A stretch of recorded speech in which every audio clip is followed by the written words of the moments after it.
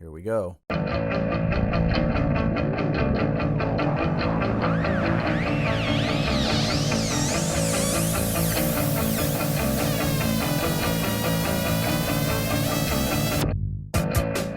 Here we are again for another episode of I've Known You Too Long. I went on the road. I got some episodes on the road. I figured out how to take my gear with me and set up in some odd locations, and got some people who it was just not as easy to get them into my house. And so I was able to get Aaron Edge, and today I have someone who I have known for a lot longer than a lot of people that I've had on the show. This person was in a band in Bellingham called First Step. Now, a lot of you have heard of a band called The First Step. This is not that band. This is a band that I knew as First Step when I was a teenager. They were some of the first straight edge guys that I knew, guys that went straight edge around the same time as I did in Bellingham, skater dudes that I grew up with and gone to school with. And this guy went on to be in a number of bands, some with me, and a band called Hutch that I released on my record label. It's Bret Van Horn from Portland. Hello, Bret. How's it going? It's going all right. Yeah. I want to the reason why in that intro I was telling people about coming out on the road and bringing my gear out is because I want to explain to people that for all intents and purposes, we're recording on like a roadside lemonade stand right now. We are, yeah. Yeah, I mean, we've made everything as quiet as we can, but the simple fact is you're going to hear cars going by. That's just what we got. I live out in the country in Camas, Washington. A lot of rednecks come around this 20-mile-per-hour corner and then gun it. And so we're going to have to suffer through that. Yeah, there's also an airport that only small prop planes land on. And so we've heard some of those.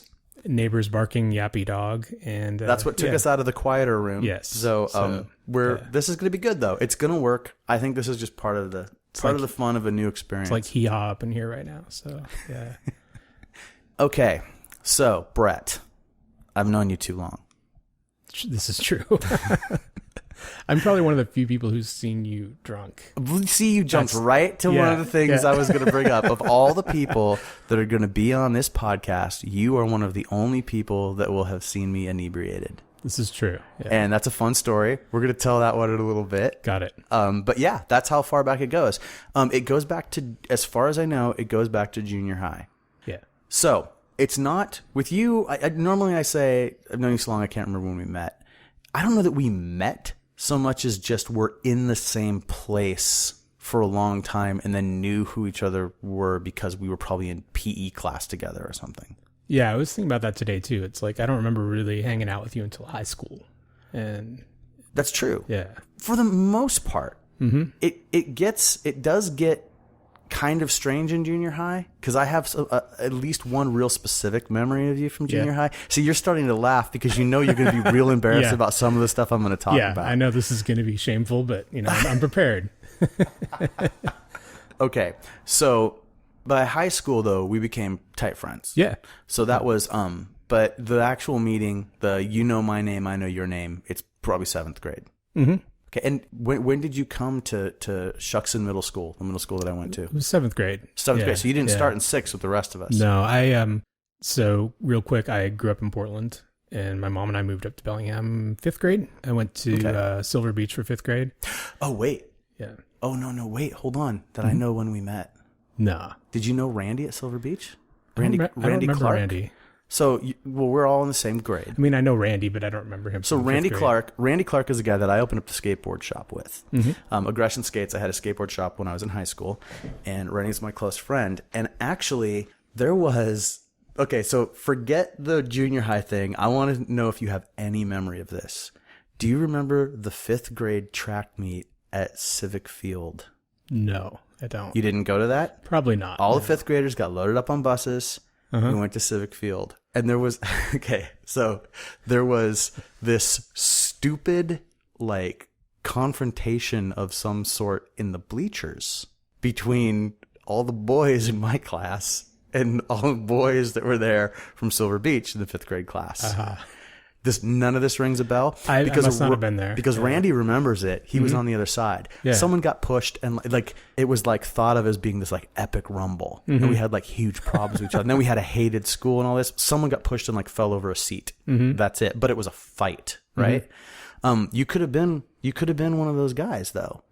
Knowing me, I was super shy. I probably would have been hiding away in the corner. Yeah. Okay, but knowing that we're the same age, you did go to 5th grade at Silver Beach. Yep. My 5th grade class had beef with the Silver Beach 5th grade class because of some real shit you guys pulled.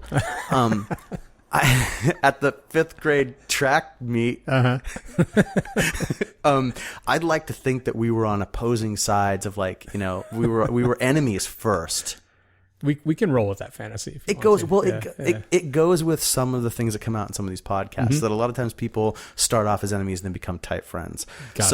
Here's the thing though, even if you weren't one of the 3 or 4 guys that were talking 5th grader trash to each other with a bunch of other toadies standing behind them with their arms crossed, even if you weren't one of those guys though, you were honor bound to back up your class against Alderwood. I mean, you guys must have talked shit on Alderwood Elementary. Yeah, you know. So that's awesome. I didn't know that you were Silver Beach. Yep. Okay. Yep. All right.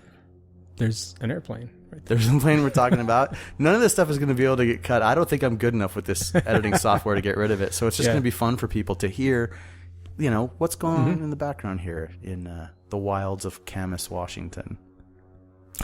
It just keeps getting better, too. I think he's a stunt plane.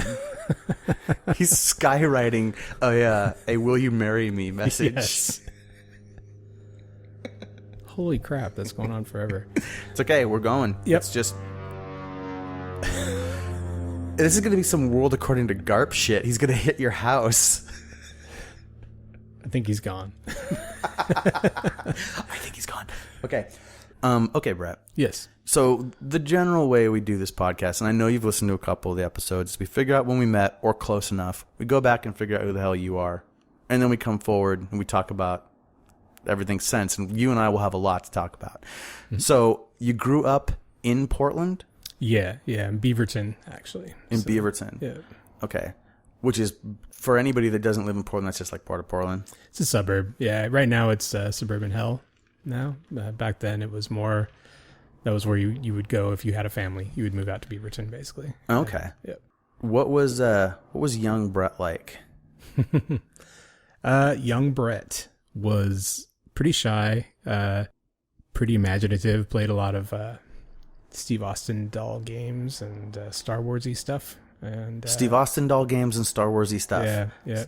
So I mean, we're the same age. So Star Wars figures were commonplace. Pretty much everybody had those. Steve Austin, though, that was some pretty cool stuff. I had the Steve Austin, Moonlander set, moon, space capsule. The set. Capsule? And did the capsule have stuff that would plug into his arms and stuff? Like little tubes? Yeah. Bill had that too. And I decided one day I was going to figure out how his bionic arm worked, and I tore him apart with a chopping maul and realized I couldn't put them back together. So I was kind of bummed. Well, that's a good lesson for a young man, though. Uh-huh. If you use a maul to chop your toys in half, they don't go back together. No. I had Oscar Goldman with the exploding briefcase. Oscar Goldman, yes. But I didn't have any other $6 Million Man toys or any other toys that size. So it was like the loneliest dude who couldn't get anyone to open his exploding briefcase. And I had an action figure that was just a guy in a suit. It's like the least exciting character in the Bionic Man, too. Yeah, but it was really cool that he had like the exploding briefcase. That is pretty cool. I don't know if in the show he ever had an exploding briefcase, though. I don't remember. Yeah. I will also say Micronauts. Thank you. Which is like my all-time favorite toy. My all-time favorite toy. Yeah. And I can't believe that they never came back in any real capacity. No. 1970s Micronauts were like, it was like 76 through 81 or something. There's actually a website devoted to it, and you can see every set that was released on there. I remember looking at that several years ago. Yeah. So awesome. People probably don't care or know what we're talking about, but I loved Micronauts. Best toys ever. Well, Legos are up there, but yeah. What was the best Micronaut toy you got? I'm trying to remember. I know I had several of the little clear guys with the chest piece that came off. I had like the Trojan, like the horse, the Minotaur guy with the magnetic legs that came off. And I know there was one other I had that kind of looked like a Shogun warrior.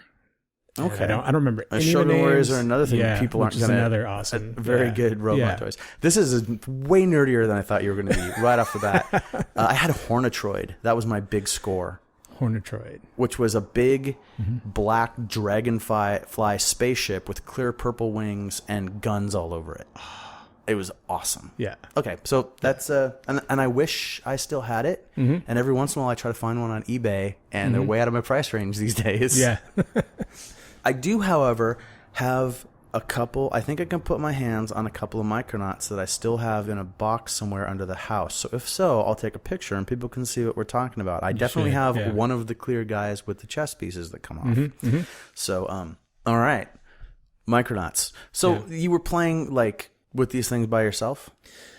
Yeah, I mean, I had neighborhood friends. So here's an interesting story. I don't know if you know this. I might have told you this at one point. Eric Kinder was my next door neighbor as a child.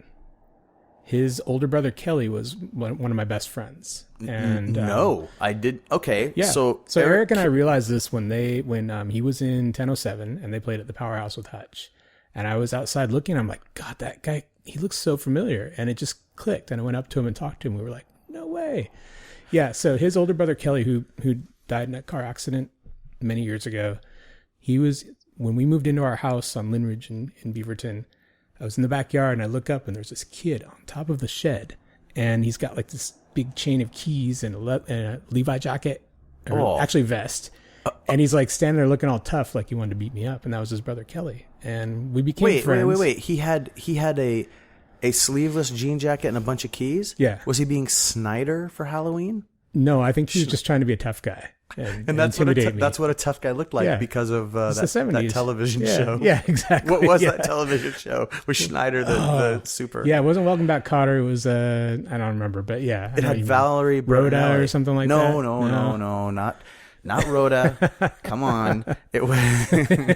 I actually said this to someone the other day, so I have known it recently. I'll have to put it in the correction section. But it was Valerie Bertinelli's sitcom. I remember that show. Yeah. Okay, so that's amazing. Eric Kinder is the drummer for 1007. We had Matt Matsuoka a couple episodes back. Kinder hasn't been on the show. Kinder's down in California. Eventually, of course, though, I've got a list with Kinder's name on it. I want him on this show. Yeah. I had no idea there was a connection, but I keep finding connections between different people through this podcast that I didn't know existed, which I really enjoy. So, okay, so you hung out with his older brother because Kinder's a couple years younger than you. Yeah, he was like the annoying little brother back then, you know.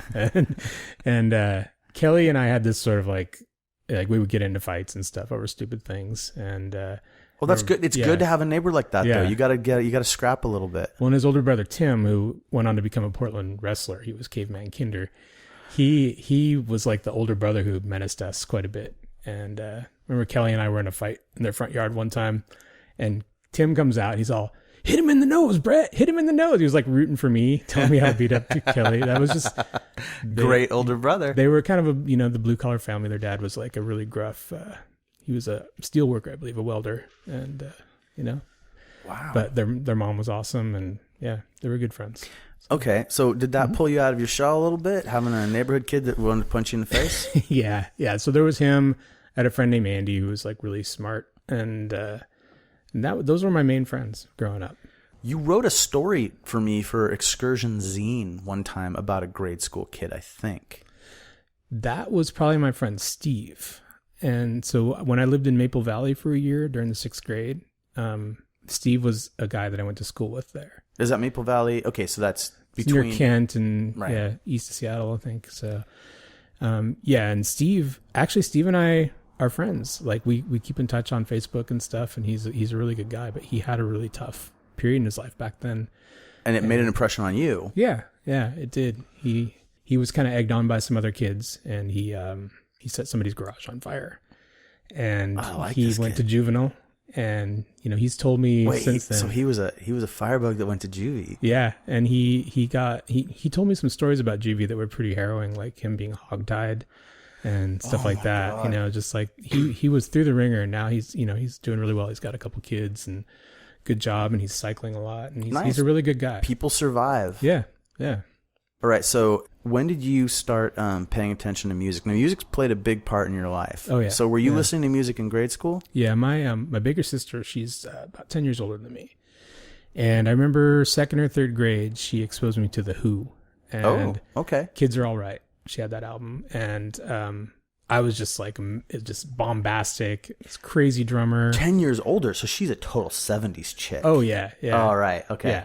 Yeah. She knitted a pillow of a King Crimson album cover. Needlepoint. Okay. Nice. She played the flute. My sister's awesome. She and I were always really close. She exposed me to the Who, and it was just like, to me, it was just amazing. Like, this bombastic, crazy drummer. They're smashing their instruments. I just loved it. And that's what got me into rock. And my friend Kelly and I, who I mentioned, we decided we were going to try and start a band. We had our little tape recorder, and we brought it in the garage. And, how old were you? Oh, 2nd or 3rd grade. You were going to do a band. We wanted to. We had no idea what to do, so we Did just you have kind of instruments. No, that's the thing. We just kind of we had a tape recorder, and we were like, let's be a band, and we didn't know what we were doing, so we never actually pulled anything off. But did you get tennis rackets for guitars or something? It's a really hazy memory. Like, all I remember, we were in my garage with this little portable tape recorder. that was the band. We were going to start a band. We didn't know what we were doing. Because you could have been like the next boy band if you just harmonized. That's right. Done some or done rap, which would have worked for you later on. I think. Yeah, absolutely. So yeah, from there it was just I had my little tape recorder, and so I think my first cassette was like Pablo Cruz or something like that. My sister gave me. And then Supertramp and all these awful 70s bands that I listened to. And Kelly's older brother was into Kiss, so we would sneak in and listen to his Kiss records. And so I've talked about this on here before. Mm-hmm. Kiss is one of those bands where you had to accept weird to accept them. Absolutely, yeah.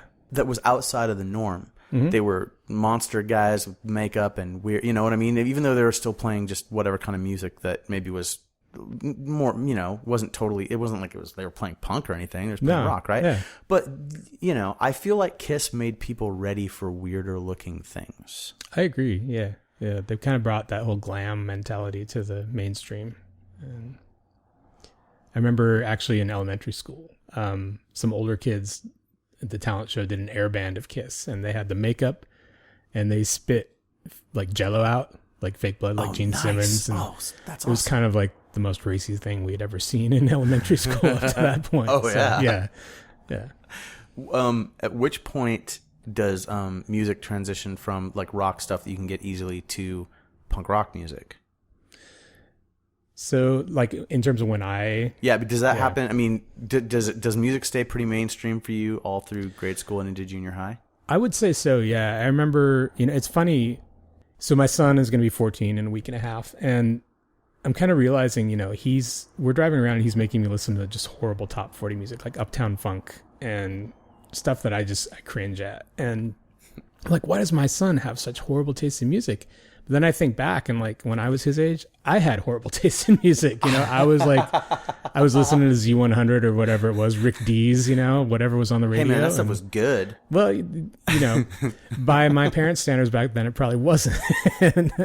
Granted, my parents weren't punk rockers, but so we going back to where my musical taste was, I was listening to a lot of mainstream radio, but in the 6th grade, I discovered metal, and I was listening to like Ozzy Osbourne and Judas Priest and Scorpions and stuff like that. All right, well, important question then. Mm-hmm. You've got a sister who's a 70s rocker, mm-hmm. So you don't have anybody in the house that's going to expose you to new wave music. No. So you hit metal. Metal takes you into punk. Because it seems like there's two. No, actually. So I was into metal, but 7th grade breakdancing happened, and then hip hop hit, and then I was into hip hop. 7th grade breakdancing happens, and you become really apparent to everybody in the school. Unfortunately, yes. Hold on, we're gonna, I don't want to jump ahead too far. Oh, we're getting into that. So it seems like. Because most everybody I have on here, we mm-hmm. share punk rock in common, and often skateboarding, and mm-hmm. it seems like people got to punk rock through listening to new wave music, that new romantic stuff, mm-hmm. That whatever. You hear a lot of Violent Femmes, Depeche mm-hmm. Mode, The Cure, or you hear metal, Judas mm-hmm. Priest. I was listening to Iron Maiden, and then no matter what, everybody goes, and then DRI, and mm-hmm. and then punk happens. That's not how it happened for you. No, so that's good. No. But though as a child you did like metal. I did, yeah. Okay. And actually 5th grade, that puts you in a camp. 5th grade was like Joan Jett and Rolling Stones and Jake Giles band. So yeah, that was some good. You know what? That wasn't bad. We were both. I was listening to the same radio station as you were. Man, that stuff was kind of cool. Jake Giles band was kind of killer. Yeah. And then you Angel didn't know in the Centerfold. You know. Yeah, and you weren't sure what to think of Duran Duran. Yeah. Is that right? I don't even remember listening to them at that age. Not until like high school. I don't really remember much about Duran Duran. But yeah, they were a real junior high thing. Yeah, but it felt like they came. For me, it just feels like they came right after Jay Giles band for some reason. Yeah. Well, okay. So, these are most of the questions. I mean, you went right into fighting on your own. You fought the neighborhood kid. Did you get in fights with kids at school? No, I'm actually not much of a fighter. I haven't been in a fight since I was like I don't know, unless you count like douchebags and mosh pits or something like that, getting mad because you're pushing them away. But, it depends on how far it goes. Yeah. But, in terms of like fighting, I didn't really get in any fights after like 5th grade. In 5th grade, it was mostly my friend, you probably know Eric Slavinsky. Yeah. Yeah. So he and I were good friends at Silver Beach in 5th grade. And he used to get picked on a lot. And so me being the new guy, I tried to stand up for him a couple times with a couple of guys and like Ryan Craig and we're just going to name names. Yeah. Let's just call them all out. Dudes that we went to school with. So we have to. I thought I was like the hero, and and then that I was still in the 5th grade when we moved away. I was actually kind of like looking forward to it. And I was still kind of, somewhat outgoing. 6th grade was really hard for me to move again. Right. And so then that's when I kind of retreated more into a shell, and but that lasted like 1 year. Yeah. After breakdancing hit, no. that kind of brought me out. We're not. A little bit. After it hit. Yeah. Okay. So let's set the stage. I'm a weird kid in the 7th grade. Not sure what the hell is going on with my life. I'm wrestling. I'm getting a little bit of okay at it, but I'm not great. I'm hanging out with Randy. We got a couple of, Bill Baker's at school. He's 1 year ahead of us. I don't know if you remember Bill at Shuckson. Oh, no, he might have moved. I don't. Yeah, I never met Bill until high school. So, yeah. That's okay. So you came in and Bill left. That's it. Okay, 7th grade, Bill had moved away. So, okay. So these are kind of weird. 7th grade happens and breakdancing is suddenly a thing. And there's some dudes that are into breakdancing in the school and are wearing kind of flashy clothes. Is it 7th grade when breakdancing happened, or is it 8th grade? It was like end of 7th grade. End of 7th grade. Yeah. So who did you meet when you first came to Shuckson? The thing is, when I first came to Shuckson, I don't remember really having any close friends until the breakdancing stuff happened. I was kind of like on the fringe, quiet, and so you show up in a weird red shirt with black mesh on it or something. No. So do you want to know the how the breakdancing happened? I want to know how the breakdancing happened because all of a sudden you were like a cool dude that everybody liked. So this is just crazy. It's weird. So I remember it was like the last class of the day, and we were kind of, I don't even remember what the class was. It might have been science or history or something like that. And we were kind of having like free time. And so we were just kind of hanging out, and I think somebody might have put on some like hip hop or something like that. Somehow I inherently knew how to do the worm. I don't know how. I hadn't practiced it before, hadn't attempted it before, but I was just like, also the only move I could do. I was like, I think I can do this, and I'm going to try it now in front of all these people. And I was like the shy kid that the girls would intentionally embarrass so that I would blush. They would like say things to make me blush because they thought it was funny. And for some reason, I just decided I was going to try it, and I did. And I have to say, I probably kicked ass at it because from that point on, it was like Matt Glenovich and Ryan and the rest of those guys. They were just like, "Hey, let's start a breaking crew." So these were these were the cool kids. Yeah, they were definitely the break dancers. Yeah. And so I remember sitting in the cafeteria, probably with Randy and a couple other dudes, and you guys were the next table over, but like. Right, like if I turned around, I'm looking at you guys, and you're sitting at the other table, and they were calling you ground control. Does that sound, or was that Glenovich? Somebody who was ground control. That was probably him. Like my name was Sketch, I think. Sketch. At least that was my graffiti name. That was my tagging name. Somebody. Oh, you got a tagging name. I don't remember what my breaking name was actually. Are you sure I didn't just... No, you would have remembered it. Glenovich would probably remember, because I think he named me, Matt Glenovich, I expect you're listening to this, and if you would please send in an email giving me any details on the breaking crew and the names. But what made me laugh was that they said they were trying to hook you and a girl up who you were sitting next to at the table, and saying that she was going to be your fly girl. No way. Was it Angie Martin? Yes, it was, sir. Yeah, she was my first girlfriend. I was about to say the name, but I didn't want to say it if you didn't want to. And I remember thinking, this is hilarious. That guy is cool. Like, I definitely thought, like, I decided Bret's cool. Like, right there. Like, but the thing is, I also thought, like, you weren't, this is important. Yeah. I thought you weren't a dick. Oh, like, a lot of dudes were cool, but some of them were also kind of dicks because we were in junior high. There's so many dicks. There's even people that later became people that you would genuinely adore as a human being. Junior high is not a good time. Oh, yeah. But it never changed. Nothing in that you ever did changed my opinion from that day in the cafeteria that you were a cool dude. Like and later when we both were into skateboarding and then we were both getting into punk rock and we're both getting all these things, it was always like, of course, Bret. And then I was always just surprised. You know, there was a little later, I was like, wow, Bret's become like a tight part of my, a crew of people that are important. Yeah. So how far did you guys go with the breakdancing? Pretty far actually. So, there were these guys that taught breakdancing classes at the dance place down on, I don't even remember the street, but it's by the fire department where the museum is now and stuff. Michael and Randy Vendiola, and awesome guys. They were older. They had their own breaking crew, and I can't remember their name.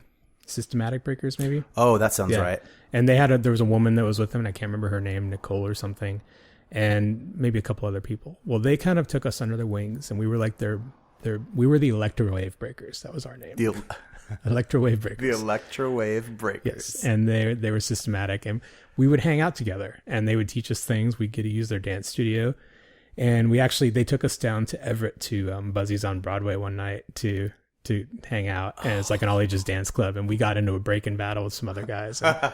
Totally disgraced my crew and myself when I did a backspin, and I meant to pop up like facing the other breakers, kind of to show them, like, Yep. I was facing the other way, and everybody laughed at me. It was disgraceful. And let's talk about that. So it was just a timing issue.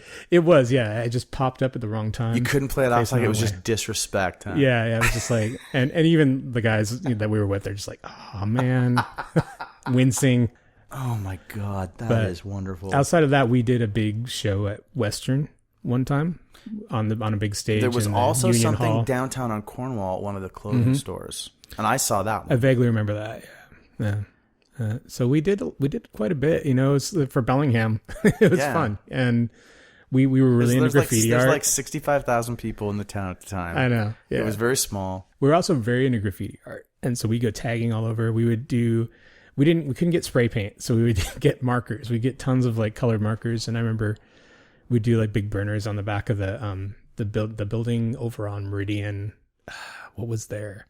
It's across from where Bella's Fair ended up being, and there was like a strip mall there. And did it become Cost Cutters? Maybe did it become there. Cost Cutter Toys? It was the building right in front of Cost Cutter Toys, because my mom worked at Cost Cutter. She was the bookkeeper, and so I would be hanging out there.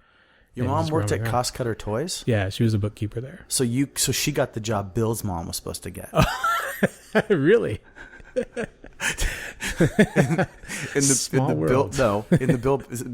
the Bill Baker episode, I remember, talk about the epic lie that Bill's mom was going to get hired at Cost Cutter Toys, because we just knew this toy store was going to open. So okay, did you get free toys? No. I think my mom might have gotten a discount, but I remember going there and I'd be like, my mom would say, you can pick something out for this much. I would spend so much time trying to decide what I wanted, and then I would always have buyer's remorse no matter what I got. But yeah, so anyways, the police were investigating this graffiti ring in town. And we remember seeing some pictures that they had taken, and they were asking around. We were like, and we never got caught. But yeah, that was our brush with crime in Bellingham. That's a refrigerator. New noises, people. Yes. Yeah, this better be interesting enough for people to listen to these noises. Yeah. Okay, so I didn't know that you guys actually were doing that, but I wasn't connected to you guys at that point. But at that point, I was if that's eighth grade, right? Yeah, that would be 8th grade. So I'm hanging out with Sean Day. I got a jean jacket. I was trying to be a bad boy. Did not work. Mm-hmm. But things were changing a little bit, and I wanted a skateboard so bad. Yeah. But I wanted a BMX bike. I wanted a skateboard. Mm-hmm. I couldn't afford any of this crap. So I would just have these cheap alternatives, and it wasn't working. It just wouldn't work. Yeah. Is there anything else important that you want to mention for any of your time up till we show up at Bellingham High School in the 9th grade? No, I think that kind of sums it up. Like, we were heavy into breakdancing, and the summer before high school, I stayed with my dad down in Portland that summer, and I don't remember how. I think one of my friends I talked to, and they're like, I got a skateboard. So my dad took me down to Mrs. A's skate shop, and I got my first skateboard, which was a Gator. Wait, and this was what year? Summer before high school. Summer before high school. Yeah. You came in skating. Sort of. Well, I'm trying to remember now. Was it then, or was it the summer after freshman year? Hold on a second. So you said that you thought you got the Gator summer before 9th grade. I think so, because I remember I was staying with my dad. He lived in this little house on a farm, and I remember Angie Martin, who was my girlfriend, called me up and broke up with me. Or we were talking on the phone. She needs to go into high school unencumbered. Yep. It's true, she did. Yeah. Everybody did. So I had no hard feelings there. But, hey, she was a nice girl. She was. Yeah. Is, I'm sure. Yeah. And I see her on Facebook. So exactly. Everyone we've talked about is on Facebook. Except, and a couple of them might even hear this. So let's make sure we say some nice things about them. That's right. Yeah. So let's see here. Dad took me down. I got my Gator skateboard. At Mrs. A's? That was like the cool skate Where shop. was it? It's on, I think either Hawthorne or Powell in Portland. Okay. It's like a pizza shop now or something. Right. And I had everything on there. I had the lapper. Had the... I just wrote a story about all that crap we used to have on our boards. Yeah, it was like fully outfitted. And I had nowhere to skate at my dad's because there was just like gravel and grass, but I had my skateboard. And the thing that's confusing me is that I remember, I don't want to jump ahead too far, but I remember starting high school and we were still kind of breakdancing. Okay, so here's the way I see us coming into high school. So I come into high school, and the first day I meet up with Randy, meet up with Sean, Kelly Lambert, like a few other people, and John Dodd, who I knew from church stuff but had never gone to school with, comes up and is like, "What's up, dudes?" And I remember a couple of those guys were like, "We don't know this guy. Who the hell is he?" Right? And I'm like, "No, he's cool. John's cool." So I was like, "Oh, I'm getting a crew together here. This is like dudes that I like. This is better than I hoped. You know, there's some guys to hang out with." And that's important because John, I feel, drags us all kind of into punk rock stuff. Well, like me and those guys, you know? Yeah. And then I don't know who it was that really started getting everybody kind of stoked on skateboarding, but in the time so I thought I was going to play football and wrestle in the 9th grade. I did turn out for football practice. Sean and I did. I would go. I mean, I'm this little idiot that can't. But I figured I'd make something work, or I'd have a growth spurt or something, right? Yeah. But I kept thinking like, yeah, but this is at least a way to do a sport, and I'll be ready for wrestling, you know.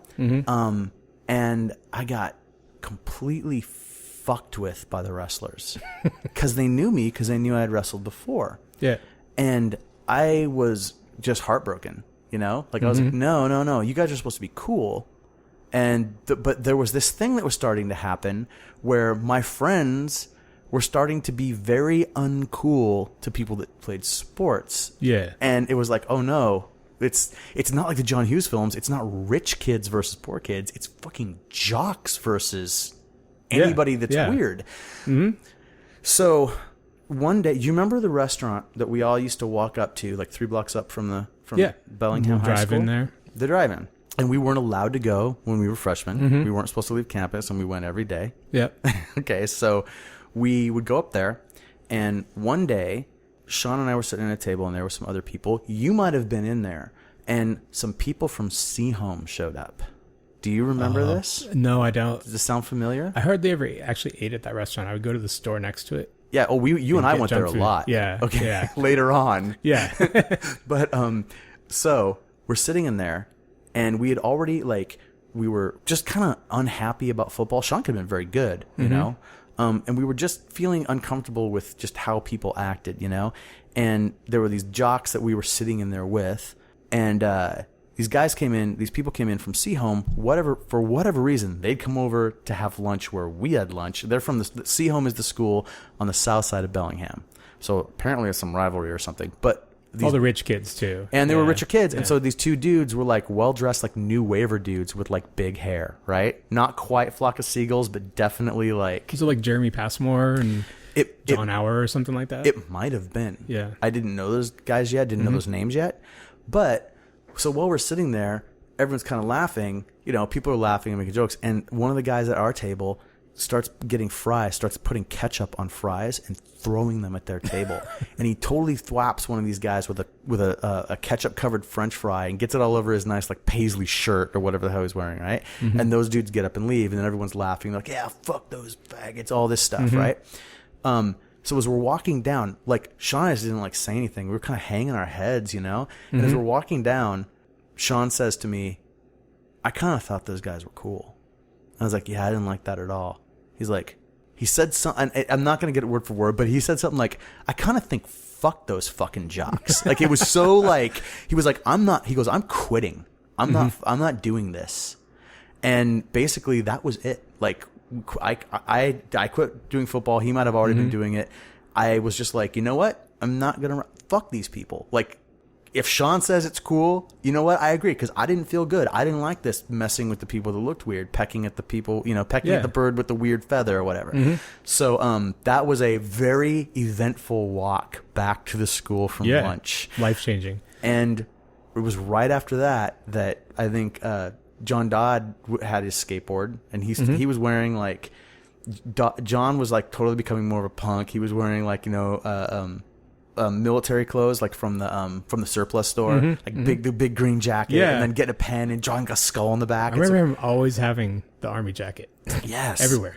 Yeah, and so he's got this skateboard, and so for whatever reason, everybody was like, "I'm gonna ask for a skateboard for Christmas. I'm gonna get a skateboard for Christmas," but we're gonna get like. You're not going to get like a Nash piece of shit, right? Yeah. We're going to get a good skateboard. And so my birthday, usually that would be too much for me to ask for, but my birthday falls right after Christmas. So I was like, all I want combined, everything from everybody, is just enough money to buy a good skateboard. So because all my friends are getting skateboards. That's all we're going to do. And it was just right there. Yeah. And Seasoned Surfer opened up. You remember I was asking the name for this, and Glenovich, Matt Glenovich, who you've already named, threw in the name. He remembered the name. Yep. That Christmas, everybody had skateboards, and if you already had a gator from that summer, you weren't a skater riding that gator around. I don't think in the fall. Yeah, that's why I'm not 100% sure when I got the skateboard. It could have been Christmas break with my dad. I bet you had it at your dad's, or I bet you had it. But as soon as we were all skating, you were probably. But you know what? No, Glenovich was skating before I was. And I'm pretty sure it was either Glenovich or Jason Lambert who was like, breaking's dumb. We're skateboarding now. Like, basically, that's what they said. And I definitely know that those guys were skating. Like, and okay, here's the thing. When I go over the timeline of this, starting high school to Christmas is 4 months. Yeah. It was a lifetime. Like if they were skating 2 months before I was, they were totally old school already, you know? And I'm sure you were skating with them, right? Probably. But all I know is that Sean got a board, John got a better board, Randy got a board, I got a board. So we were just like, this is what we do now. And I think the skateboarding is probably what brought us together. Originally. I think that was originally what because then we bonded. Yeah. Now all of the sudden there's a bunch of freaks. And with skateboarding comes weirder clothes and punk rock. This is when skateboarding was not cool at all. Nowadays, it's like, it's a big multi-million-dollar industry. And back then, you got beaten up for being a skateboarder, you know? And it was 85, 86. Yeah. So this was 1985 going into 1986. And Sean, and there was also a very eventful day where Sean and I walked from his dad's apartment to a 7-Eleven, and he had a ghetto blaster, and he had Suicidal Tendencies, self-titled record on cassette tape, recorded on cassette tape. And on that walk, I fell in love with Suicidal Tendencies. That was the first real punk rock like thing, and that was that might have been within a couple of weeks of the incident with the Fry. Yeah. So we were just on board with punk. We were just like, fuck all this. We're gonna be these punk rockers, right? Yeah. And then kind of there you are. Like you're so I've already known you, but then you're in there with us.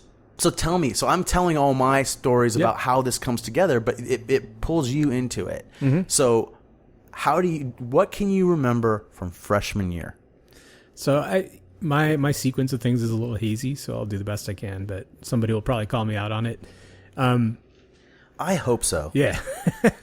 So I remember freshman year, I was still kind of in breakdancing world. I remember I had my red gotcha sweatshirt, and I remember walking down the hall, and some jock senior guy's like, "Gotcha, big boy," like kind of taunting me, and there was just like, I don't know, my kids now, there's far less bullying than there used to be. And when we were growing up, that was kind of expected. It was just going to happen. Oh, the school facilitated it by creating a hallway where only people that played sports had lockers, but it was a hallway you had to use to get from one side of the school to the other. Yeah. Or if you were going to the cafeteria, you had to walk through it. And so you had to run the gauntlet to get through there, and it was brutal. And I avoided confrontations with people. I've just always been good at that. And so I would just kind of ignore people, and they would leave me alone generally. But I remember... I'm trying to remember what really fired off punk rock for me. And I know that the key event was when Tyler Long and John Eggers and Martin McClellan had their band TFW play the talent show. And after that, I was like, I think I was already into punk rock. I think Agent Orange and JFA, like skate rock, was really what got me into it. That skateboarding brought me to skate rock, which brought me to punk rock. Yes. But when TFW played, that got me and Jason Lambert wanting to start a band. And that's when it all began. TFW stood for Totally Fucking Wasted. Totally Fucking Wasted. My first show is TFW. Yep. Was it the Vortex at the time? Yeah. Okay, we weren't old enough to get in. We got in. Mm-hmm. I remember that Glenovich got on stage and sang for their cover of Walk This Way. Yep. And Bret, something very important happened at that show. Yes. First mosh pit. Yep.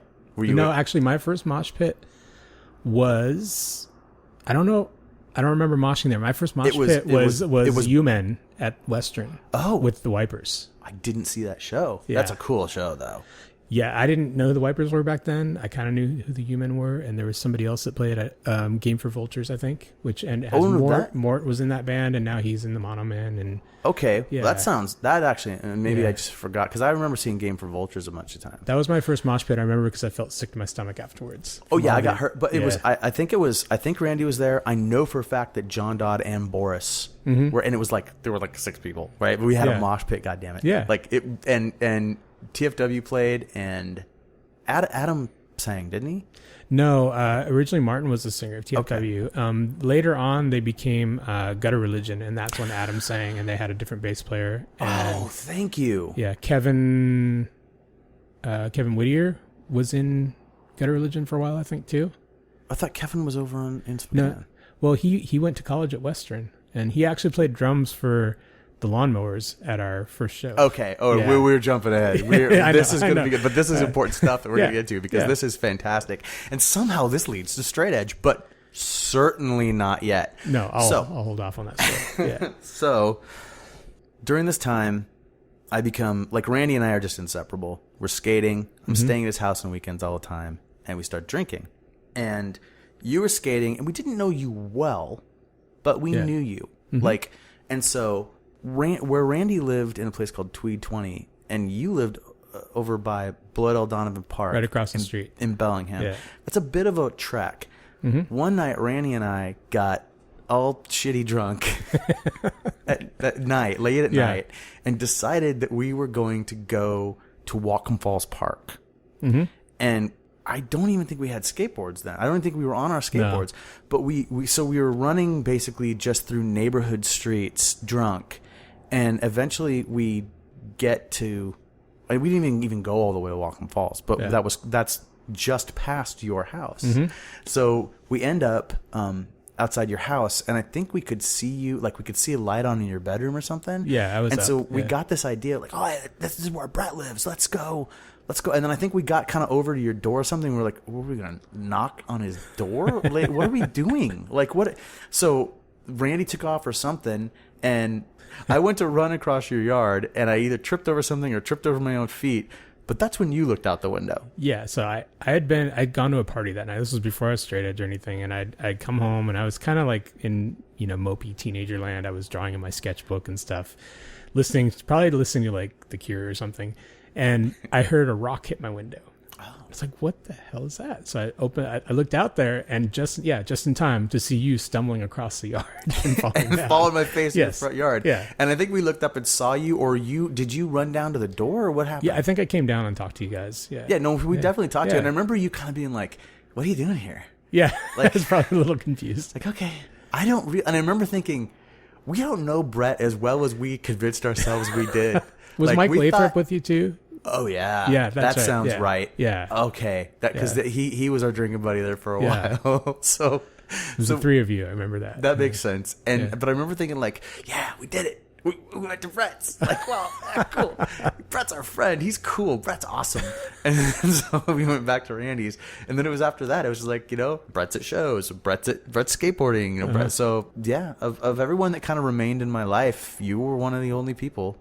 It's like you and Bill Baker. Mm-hmm. Pretty much. Yeah. That ever witnessed a drunk Dave, I think. I think Bill Baker.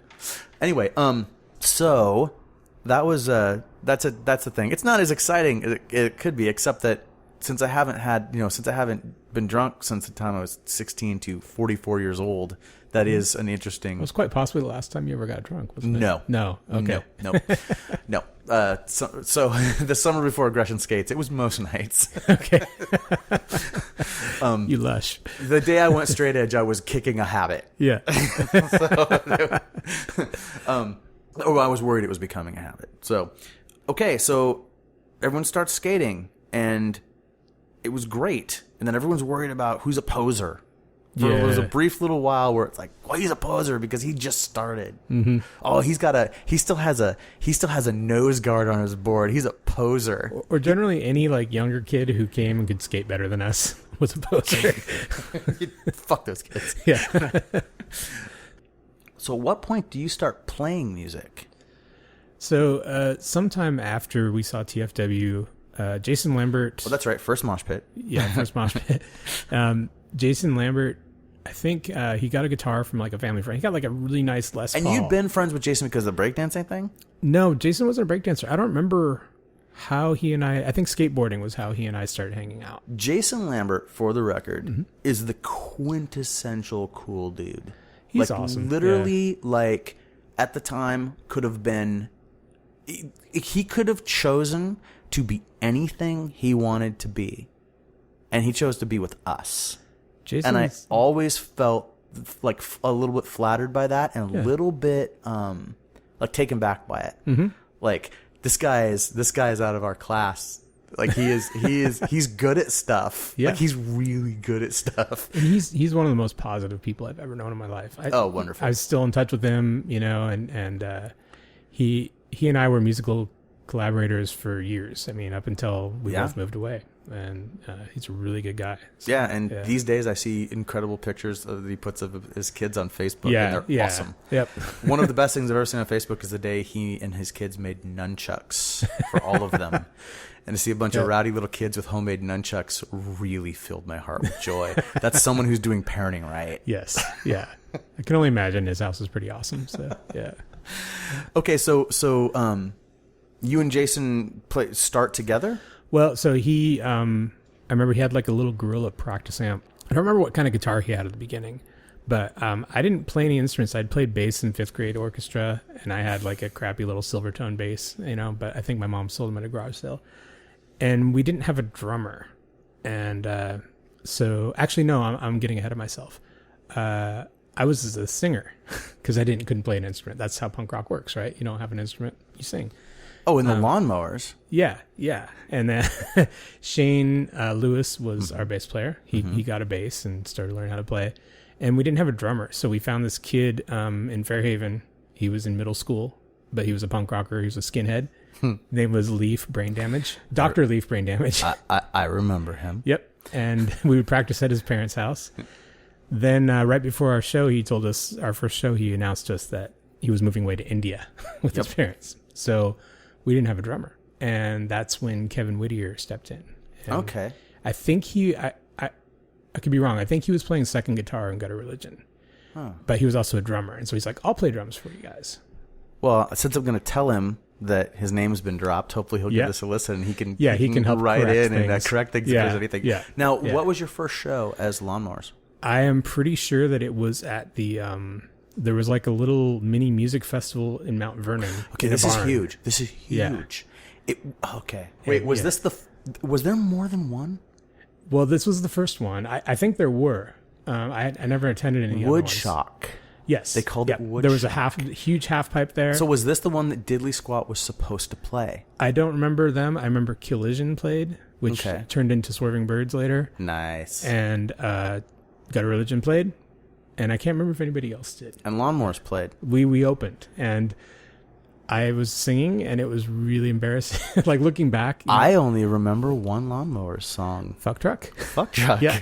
And would you like to tell me the lyrics you sang in the song Fuck Truck? Disclaimer, I did not write these lyrics. I have to give that honor to Shane. All I remember is drive real far. Drive real near. Pick up some girls. And a case of beer. Yes. Fuck Truck. And I remember singing it with such feeling at that show. I was on my knees, emoting it. And did you have the long hair? Because you had really long hair eventually. That was when I still had long hair, yeah. Okay. Yeah.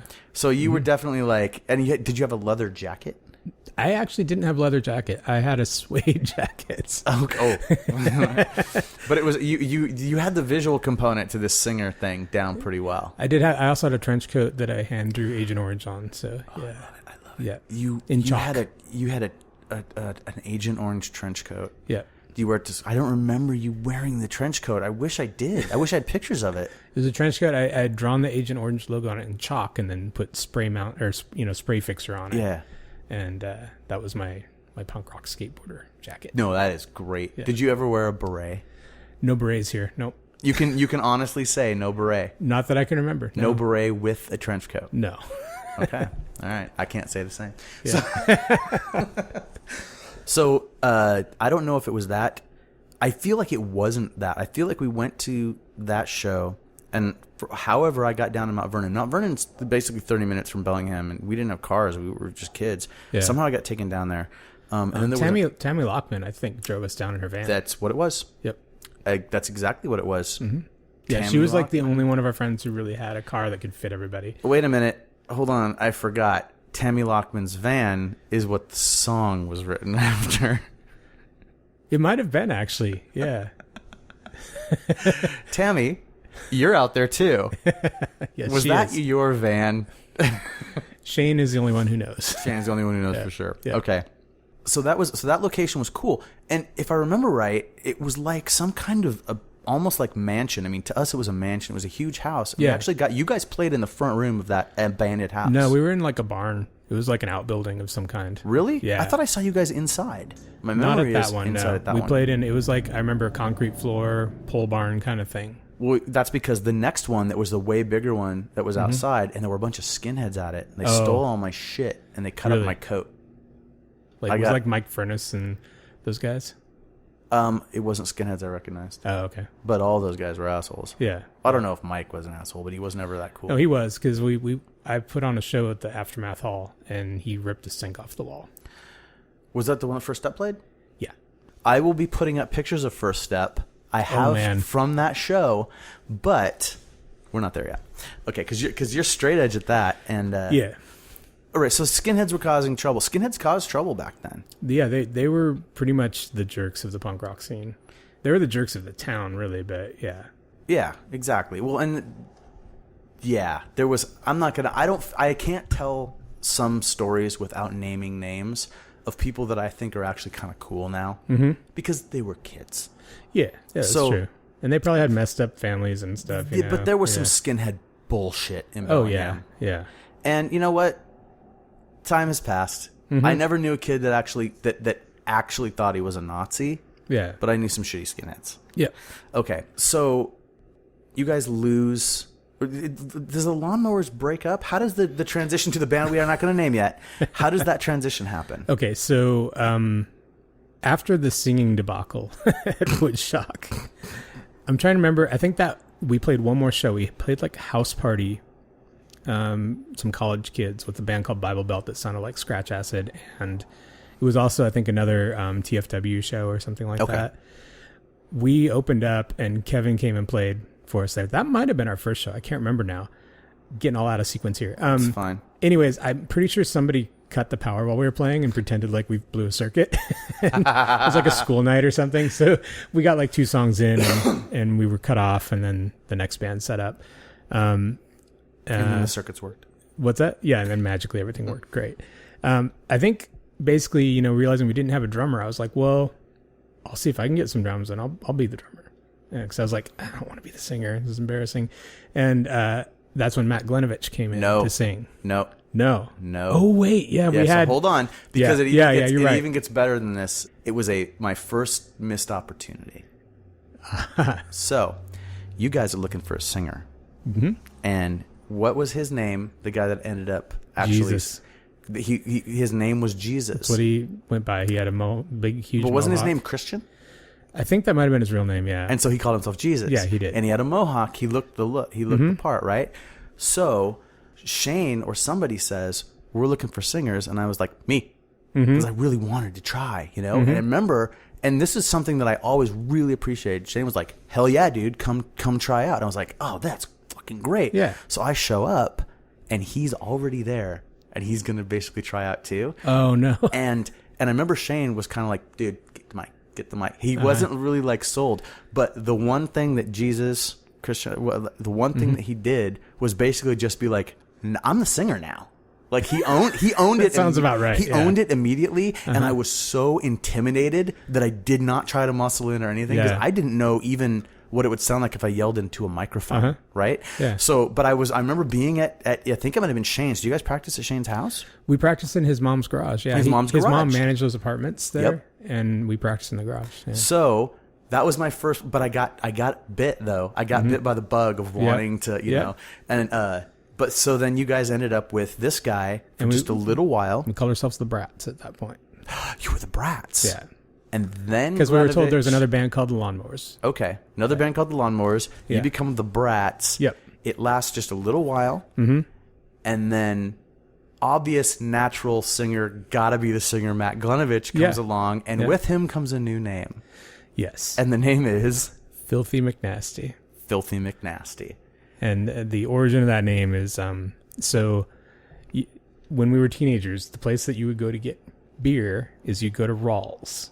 And you would find a homeless person. Yep. And they would go bootleg beer for you. They would buy it as long as you bought them some too. Yeah. Or you give them a couple extra bucks. Yeah, or you give them a couple extra bucks. Usually they'd steal some of your money anyways. So yeah, and I did this many times. I did this when I didn't drink. I ended up doing this for friends because I was the one with the car that was going to be sober all night. So of course they're going to throw everything in the back of my car. Yep. Yeah. And I remember Rawls getting busted by the police on numerous occasions. But on a Friday night or a Saturday night, Rawls was like a damn supermarket. The alley was full of kids and bums doing clandestine deals. Yep. Yeah. And so I actually wasn't present at this, but Chris Sanchez, who's now Chris Horse Thief, and a couple other people I think were bootlegging, and one of the bums was like, I'll do anything with the girls. I'm Filthy fucking McNasty, and just kind of going off on a tangent. And somebody's like, you guys should be Filthy McNasty. And that was when we changed our name. And everybody was like, yep. I And remember it being one of the students who were like, of course. And we were like, I think at that point we were edging more into the skate rock, like Drunk Engines and those bands that were more like kind of rock and roll. Tales of Terror, which is like one of my all-time favorite bands. Yep. And you were playing drums. I was playing drums, yeah. Shitty drummer. Just like, I just learned as I went along. But nothing was ever recorded, so it was just, for a long time, the thing to do on a weekend. The best weekend was if you guys were playing some party or some thrown together something, and everyone could just show up and have a mosh pit. It was a lot of fun. That era was a blast. Like, we played some weird place out in, like, was it Robbie Starry's property, like way out in the county? It was amazing. And it was this weird old dance hall that was in the middle of their it was like a outdoor dance hall. Yeah, but it was like someone had Melody made it. Ranch, was that Melody Ranch is Yeah. what it was called. Oh, dude, you just pulled that out of... That almost hurt coming out. Oh, my God.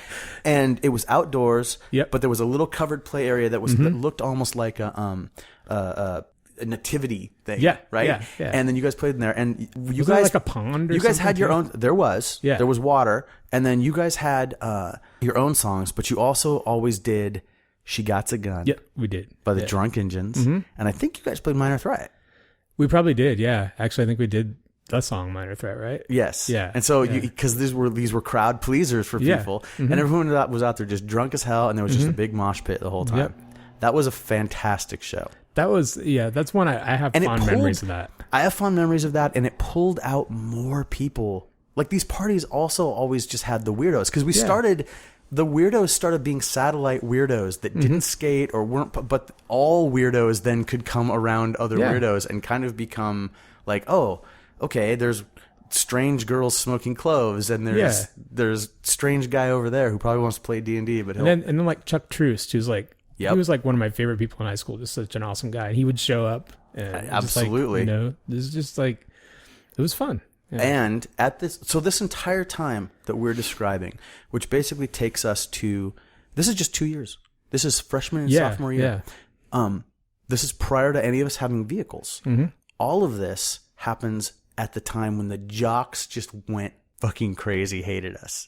So there was, I mean, this would be the thing where you'd be skating down the street. It was the height of you're skating down the street with three friends, and the Mustang pulls up, and the dudes get out, and they want to fight, or they're throwing shit at you, and you're dealing with it in the halls, and it's just a nightmare. Yep. And it was. We even had like the burnouts, like the stoners picking on us. Like, what was that guy? Butch? Was it Butch? Okay, so this was what I thought was weird. We didn't have a smoke hole. People just walked across the street from Bellingham High School and smoked cigarettes in the old. What was the parking lot of the old place that used to be the Raider Shack? Yep. And there was a little mini mart, and we'd go in and get like suckers and whatever, soda and stuff, and then people would smoke. And the people that wanted to smoke were the stoners, the metal kids, and the punk rockers. Yep. And like the new wave girls. And so this group of people always ended up in the same place. And because it was people with roughly similar ideas wanting to smoke, everybody was mostly cool, but there was always one or two long-haired dudes that had more in common with the jocks, that were actually like, they were just hicks that had long hair that also liked smoking. Maybe they liked some metal, but who are these fucking weirdos with these fucking haircuts? So there'd be, every once in a while, there'd be like a fight. Yeah. And then and all of a sudden it would be faggot this, faggot that. You look like a fucking clown. I remember thinking, oh, we're not really safe here. We're a thrown together group of people, but we're not all on the same side. No. Yeah. But you probably saw the same fights I saw. I saw, yeah. I mean, I didn't see a lot of them, but I just remember walking by there, like to get to my car at lunch, and that Butch guy, me and Jason were going to go somewhere for lunch, and that Butch guy came up and like shoved Jason. It's like, what's your problem? What, shoved Jason Lambert? Yeah. And Jason, Jason's not much of a fighter either. He's a pretty peaceful guy. And so we both just kind of brushed it off and kept going, and he left us alone. But, it was just like, yeah, there was a lot of that kind of crap that would go on. Oh my God. They would try to draw you into fights. So I have to, since we're talking about fights in our high school time, how many Sean Day fights did you witness? I don't think I ever witnessed any. You didn't witness any? No. Were you not behind the Albertsons when the dude pulled the knife on him? No. Okay. Yeah. But Sean, who's probably listening, I have Sean lives just up in Longview. Oh, you're kidding? He lives close to here. Yeah. I have sang his praises on Facebook like a lot about this stuff, and because it's absolutely true. Sean became he never stayed into skateboarding. He liked the punk rock stuff, but he wasn't down with the skateboarding stuff. But Sean was just this monster of a fighter, and he loved it. And so every time there was some guy that would step out that was going to be the champion jock, Sean would just wait for the opportunity for him to hear those guys say something to one of his friends in a hall.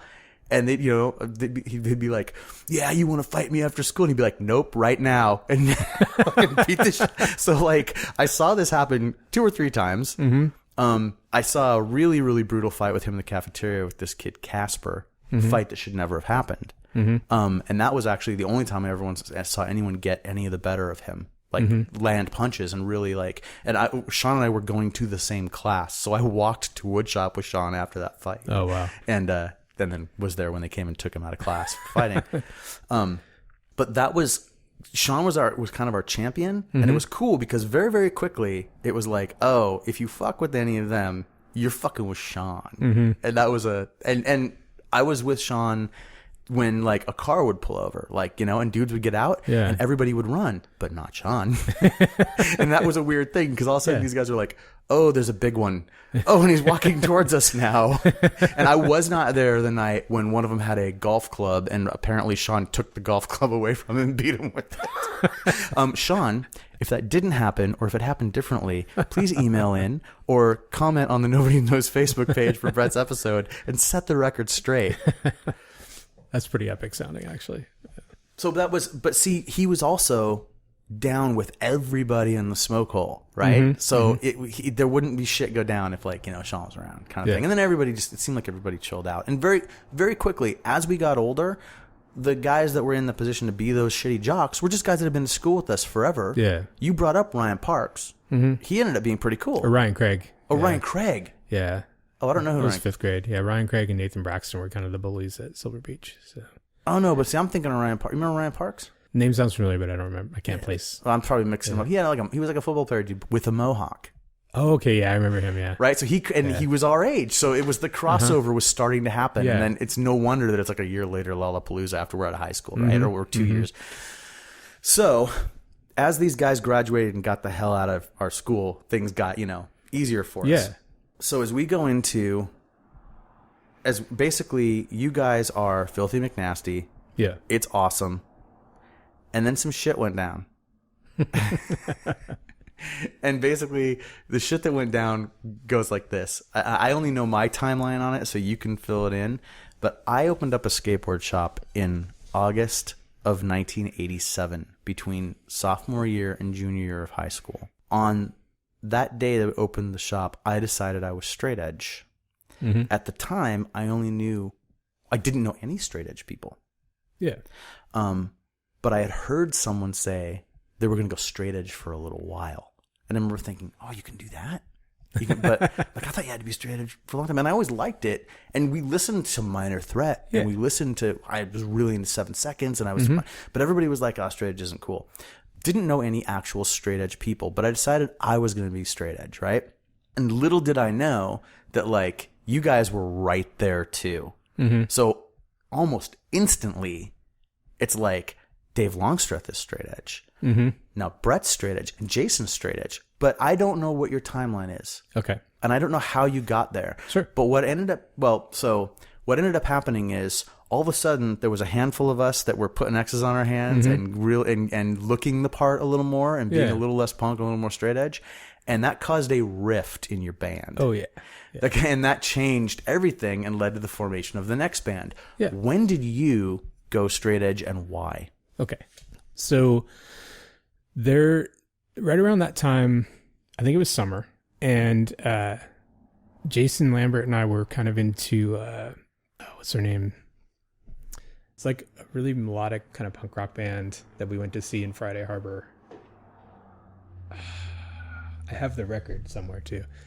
I can't remember their name. Oh, it's a weird one. Yeah, I mean, I went with you and ate the bad licorice and got sick. I don't think you were at that show. No? No. Did you go to 2 shows in Friday? I think it was just me and Jason that went, but maybe not. It wasn't the night we saw the UFO? No, I don't think so. Okay. But, okay. So anyways, it's right on the tip of my tongue. It's driving me crazy. I'm thinking like Afghan Wigs and Agnostic Front. It was like an A name. It was an A name? Yeah. Look, I can pause and you can grab the record. Yeah, let me go look. I'm going to pause it right now. We had to take a quick break to do just a little bit of research.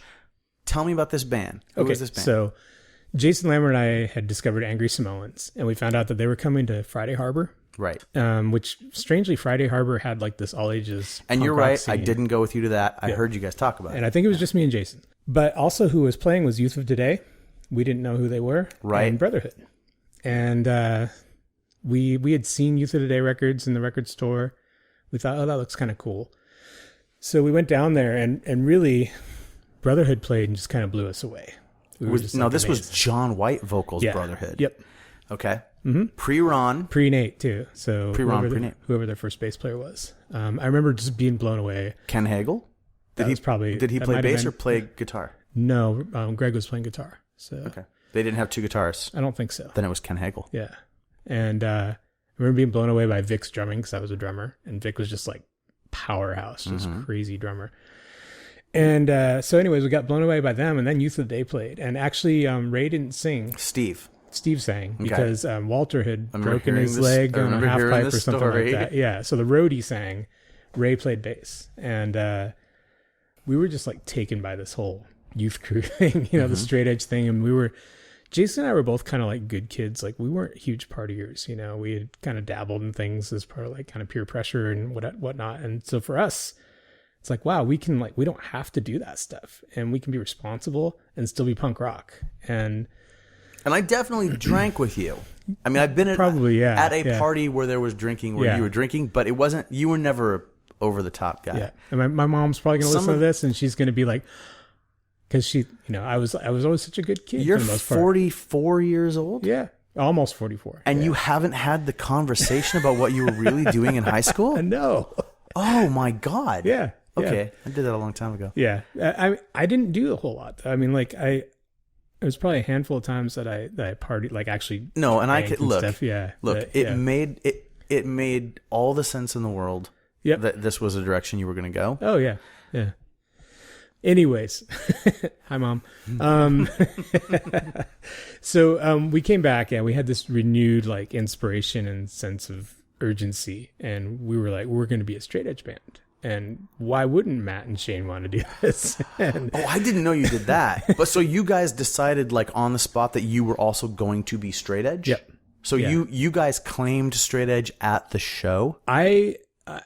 I'm not 100% sure on that, but I remember we were so like stoked. We're on the ride home. On the ride home, I think we were like plotting like, this is what we want to do. This is so awesome. Let me tell you something. Yep. I am jealous of few things. I am genuinely jealous I was not in that car. Yeah. And I remember we talked to, I think, Greg, and we talked to like, Jason's really outgoing, and so he was like talking to all those guys.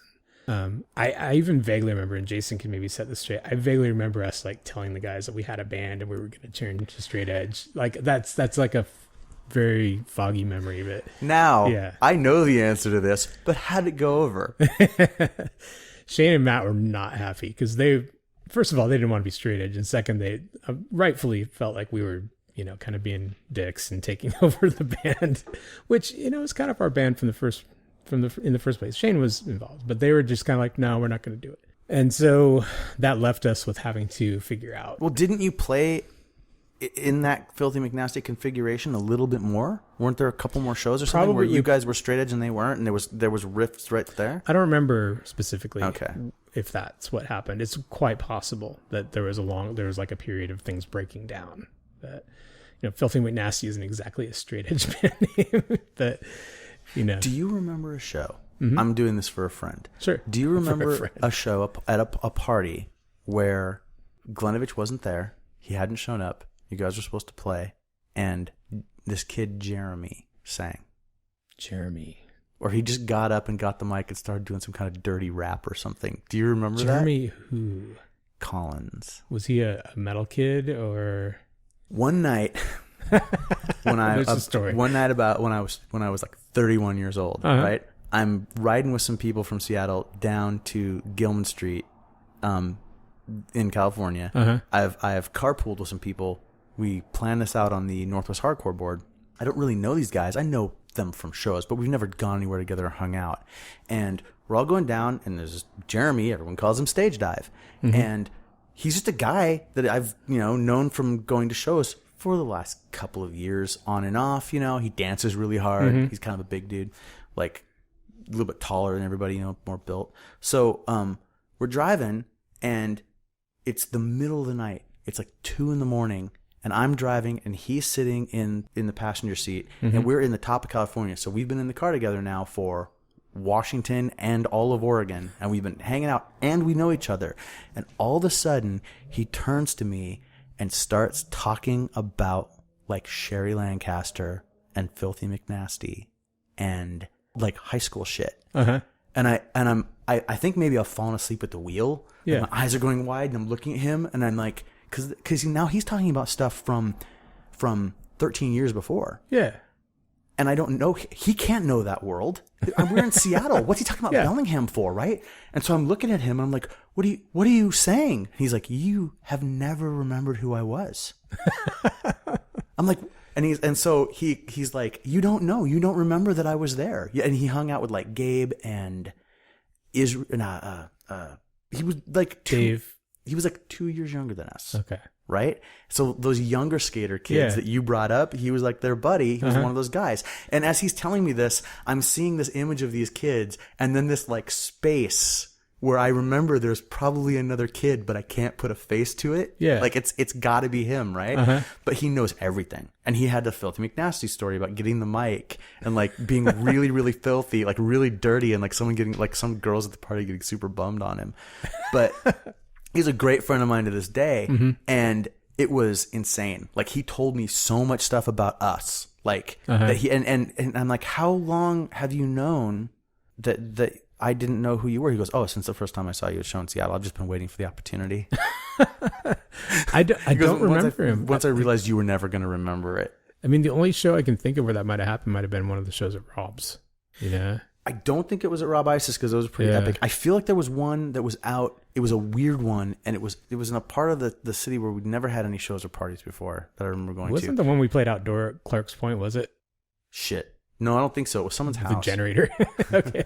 But yeah. But here's the thing, though. That is I think it was just that no one was singing anything. He got up and fucked around on the mic. Yeah. But I wanted to see if you remembered that because that was something that was very funny that he pulled on me. That's related to you guys. There's like a period of Filthy McNasty stuff I just don't remember. There's like the stand-up moments, but we played a lot of shows, like more than I there was remember. Some great house shows, so many parties. It was that was the thing to do, you know. And then you guys, the band broke up, and you reformed. Yep.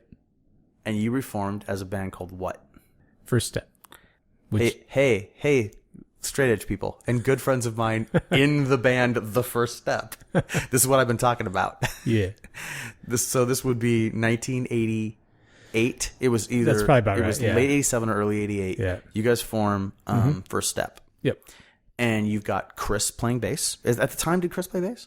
No, actually, we had Daryl Fosty, who was a Canadian gentleman who was going to college at the time, and he was straight edge. Well, he was straight. Wasn't really straight edge. He was a supporter. Plus, we just didn't know the rules. Yeah, and he was an awesome. I'm still friends with him on Facebook. He's a writer, and he's an awesome guy. He was hilarious. And he was in the band for quite a while, and I think he and Jason butted heads a lot. And I think Jason kicked him out at some point. And then that's when Chris started playing bass. Okay, and that makes sense. But your singer from the beginning was Dave Longstreth. I think we actually tried a couple people out before that. Longstreth, but you didn't play any shows with anybody, though, did you? No. I almost feel like Chris Sanchez tried out for vocals at one point. Before going to bass? Yeah. But Dave, I think was our singer from the beginning. One of the things that I love about Dave Longstreth was that he was one of the people who...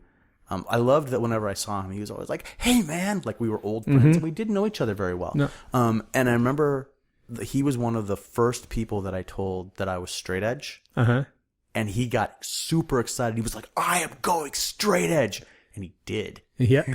So he was like the second person that told me I am straight edge. Yeah. And then it was like right after that, it was like you and Jason. And then it was like... fucking great, and then Chris, and then it was good. So we had a little crew of straight edge people, and we're automatically ostracized by people who had liked us for years. Yes, absolutely. Because what the hell is wrong with you? You think you're better than us? Even like Ryan Baker, who's like another longtime best friend. Like back then, he was living with my mom and I, and he was just like, he just couldn't understand it. It was problematic for some people. Yeah, but whatever. So.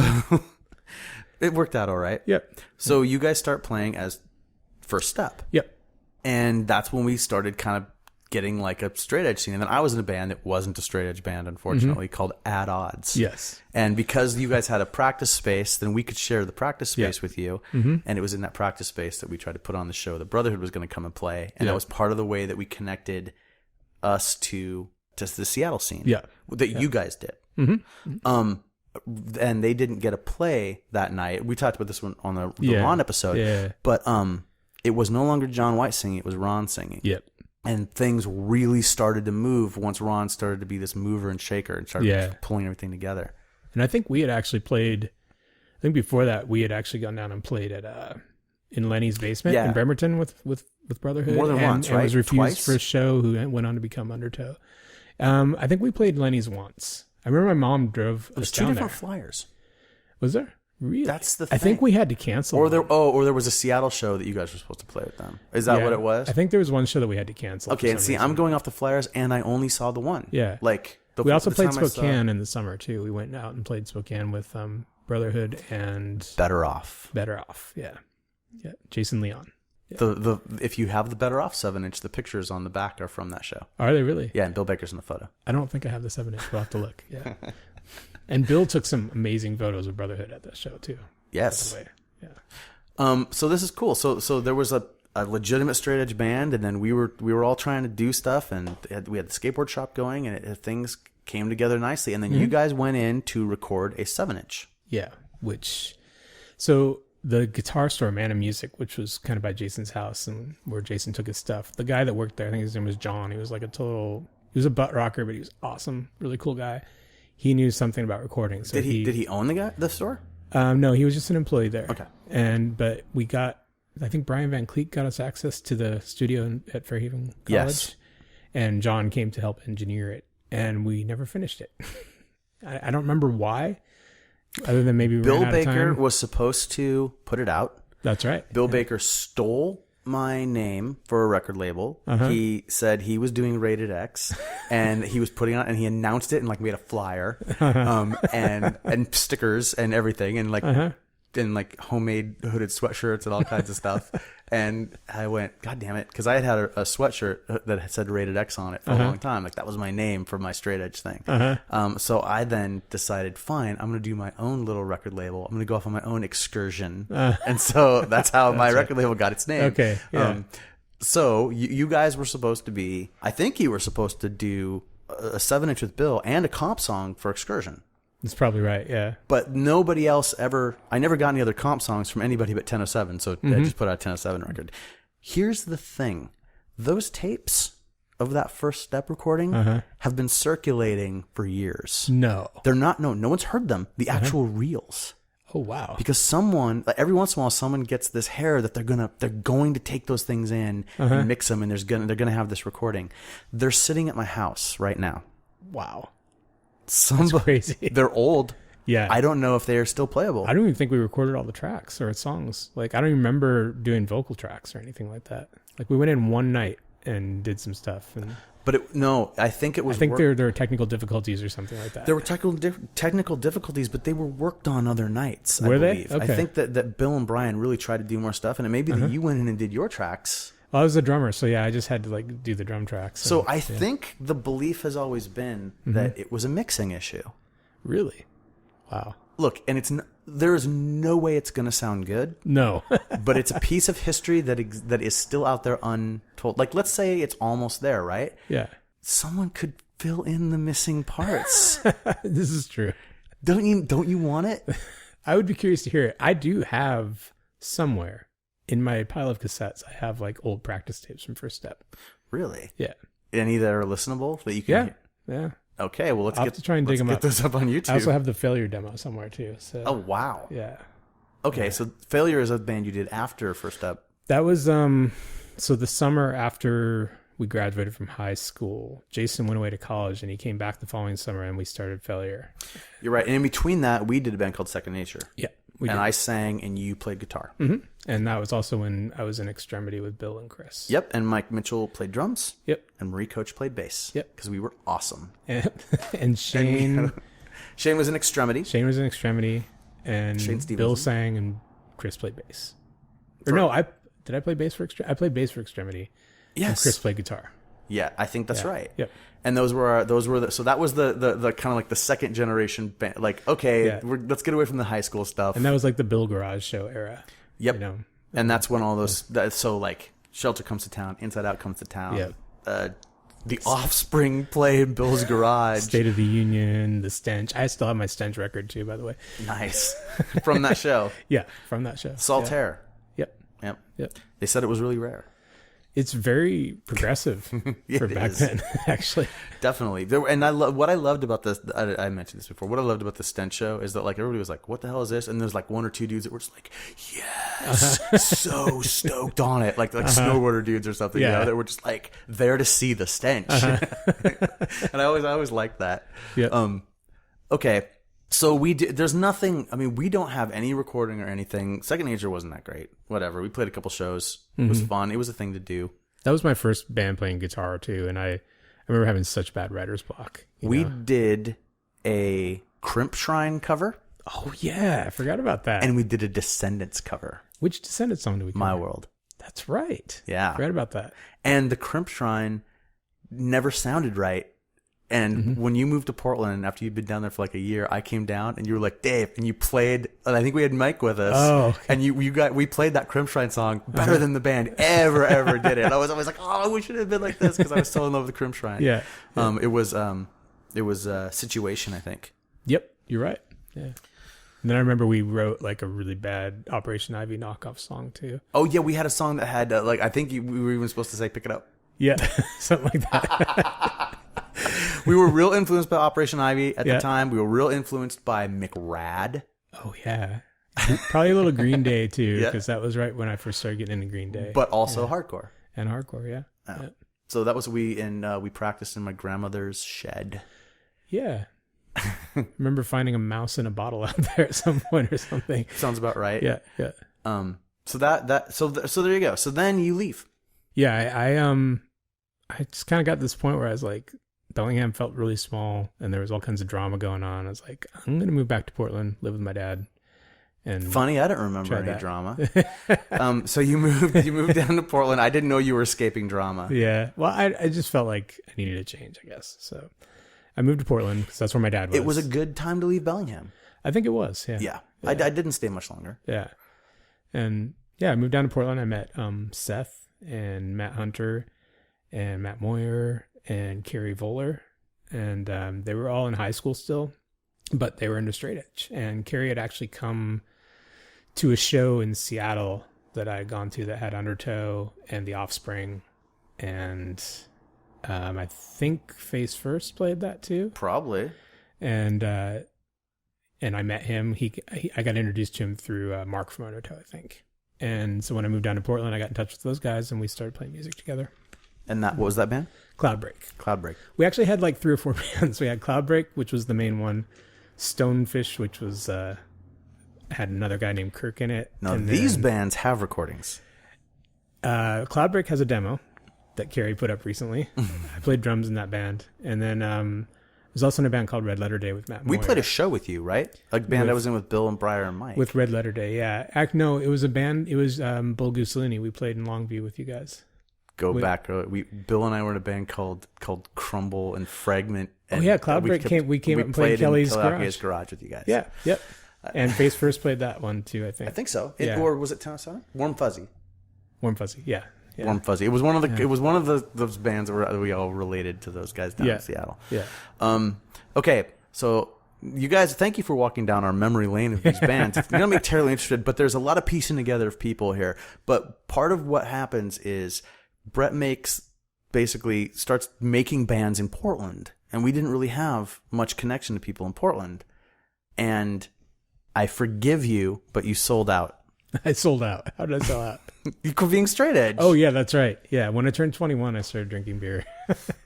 And it was for straight edge people, for people who aren't straight edge who are listening to this, you're like, oh God, this is so stupid. But for people who are straight edge, that could be a traumatic thing. And they would, but you were the absolutely least impactful sellout of my life. Yeah. And it was, even at the time I was like, Bret's way too cool of a guy to be mad at. And he's totally not, you were never like, fuck you, straight edge. You were always just cool dude. And so but I remember the time I had a couple people that were like, fuck that, man, you have to hate him. Like, no, Bret's cool. I kind of remember like I had guilt over it for a long time. Like I was kind of afraid to to talk to you guys about it. Good. Yeah, exactly. At a minimum, you owe us that. I'm sorry, I lost my edge. Oh man. But yeah, I was living in a house with Jen Martinez because she had moved down to Portland, and Matt Moyer, who I went on to be in a bunch of bands with, and his girlfriend Shelda, who was a crazy hippie, and a guy named John, and we lived in that house. And I don't know, I turned 21 and I was like, I'm gonna get a beer, and I wasn't like getting drunk all the time, but I was just like, yeah, I like beer. Sure. So, and like I said, it was just like kind of like, oh, that usually doesn't happen that way. Usually it's some kind of dramatic thing, you know? Yeah. So you start doing this band called Red Letter Day. Yeah. And I was really excited about Red Letter Day. I ended up releasing Red Letter Day, one song on a compilation that I did, a cassette compilation called This Is My World. I was in a band called Bull Goose Looney with two of the dudes from 1007. Which is an amazing band. I love that band. Thank you for saying that. Yeah. We recorded a demo, and there's some live footage that I'm about to transfer. The show that we're about to talk about, I have both bands on video at home. Wow. So recently rediscovered in Bill Baker's archive. So but it's probably not interesting to anyone. The one thing that is interesting about Bull Goose Looney and Red Letter Day playing Longview, because we did play that show together. Oh, also the other guy in Bull Goose Looney, it was the two dudes. It was Matt and Chris from 1007 and Ken Hagel, who had been in Brotherhood. So that was Bull Goose Looney. Oh, okay. Was he the drummer? He played guitar. He played second guitar. Oh, okay. No. I never made that connection. Yeah. Yes, so it was two guitars, me playing bass poorly, and Chris playing drums.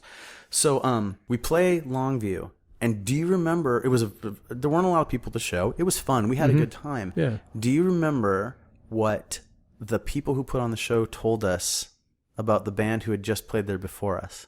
No, I don't.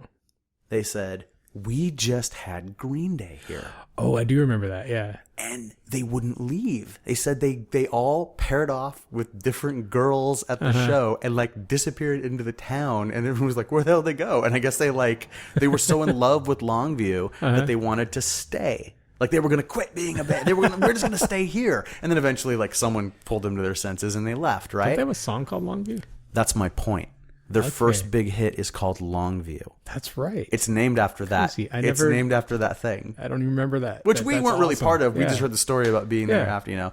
And those people that were put on that show, and they put on this amazing Green Day show, they thought they were going to have this awesome punk rock club, and then we show up and it's just nothing. Yeah. Maybe they should have got better bands. I kind of remember our performance being a little like, meh.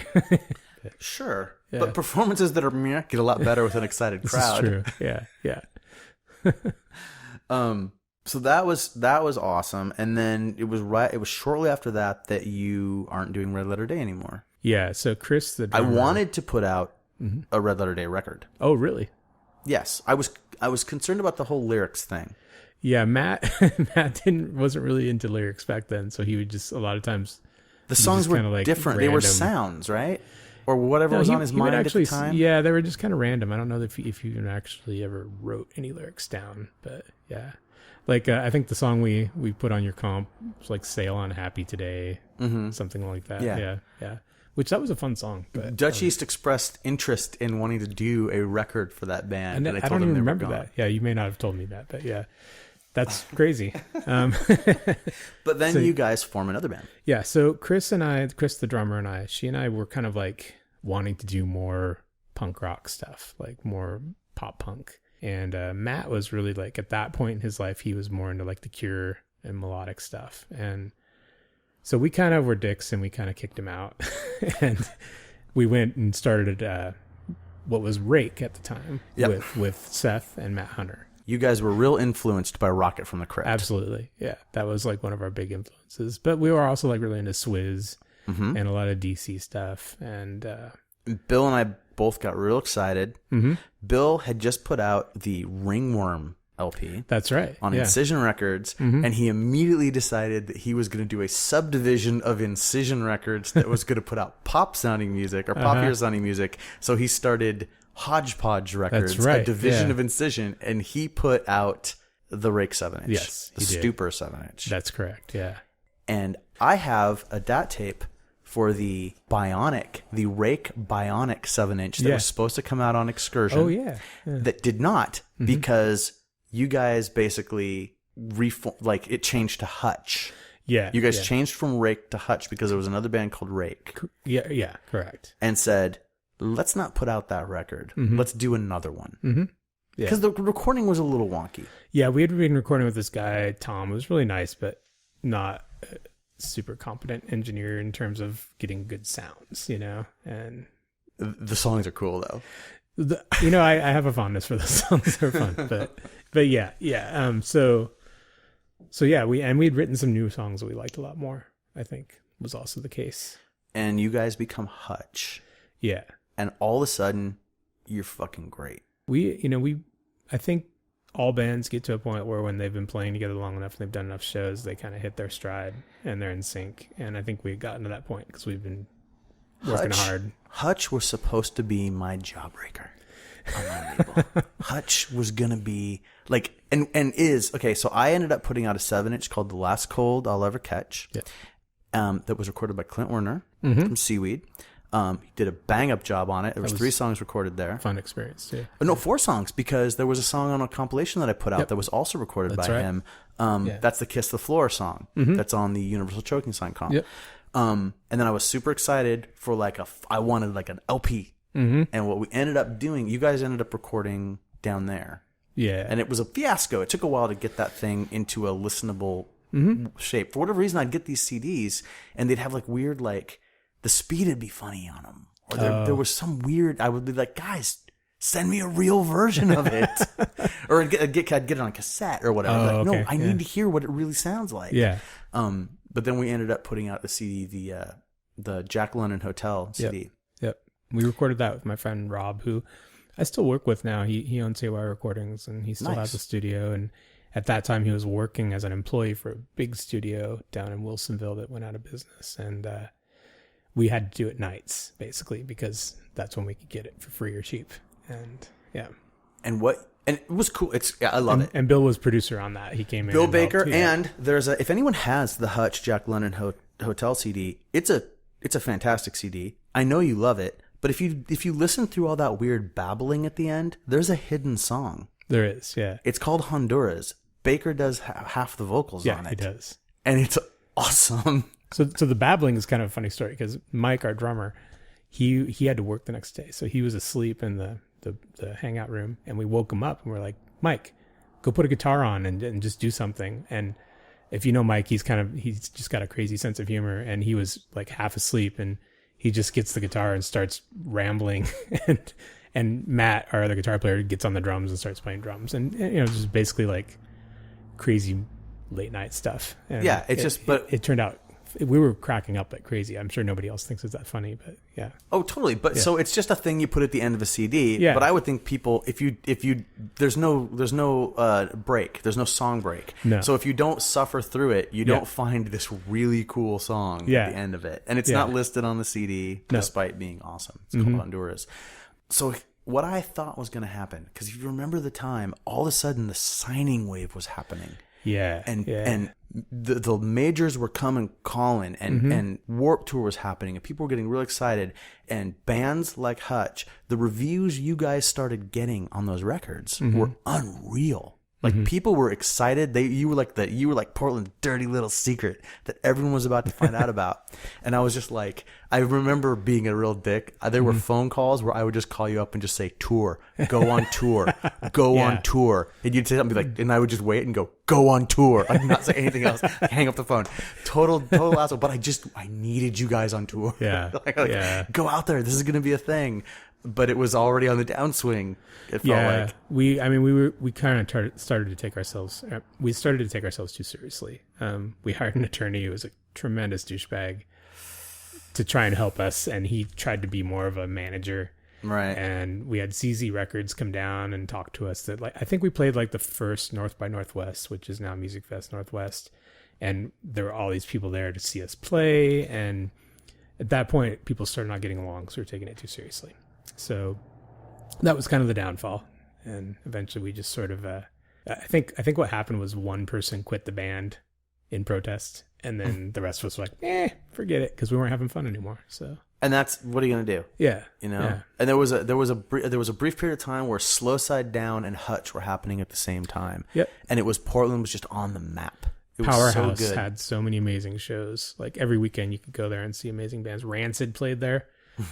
Yeah, I remember. I didn't get to crazy. that show. Yeah, they had like their stagehands like crouched at the side of the floor where they were playing, waiting for people to get crazy. The tiniest basement, probably smaller than the room you and I are sitting in right now. Asbestos on the heating system ductwork, and we're all gonna have asbestosis. Oh Jesus! Wait, no.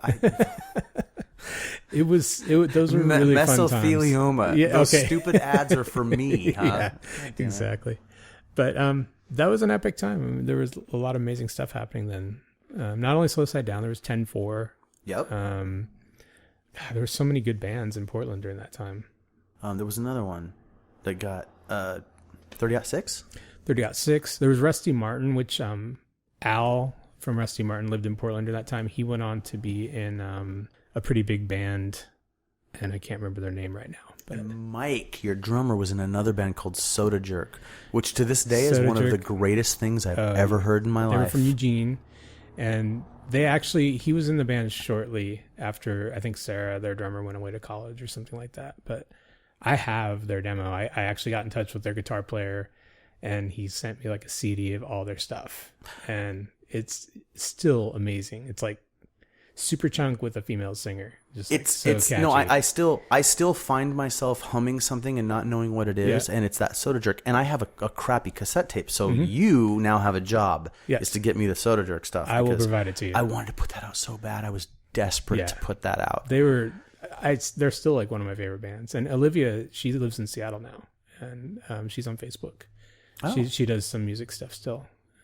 Hey, okay, so once again, thank you everyone for going down this bit of memory lane with us. But what happens after that? After Hutch? Yeah. So I took some time off. I was going to school for graphic design and was just not really interested in being in a band. But then Matt Moyer, who I'd been in Red Letter Day with, contacts me out of the blue. And he's like, I heard you're not in Hutch anymore. And I've got this band and we've been having a hard time finding a guitar player. And I think you're the only person who's really going to get it. And it turned out to be Fail Taker, which was... a very Drive Like Jehu influenced kind of math rock band. And so I went and tried it out and we kind of clicked. And so I had fun and we played together for maybe a year, recorded an album that never got put out. And then I left to join Zero State, which was a band with Seth from Hutch, who's now in Rabbits. And Mark Burden played drums. And then Eric Schlosser, who was in Slow Side Down, played bass.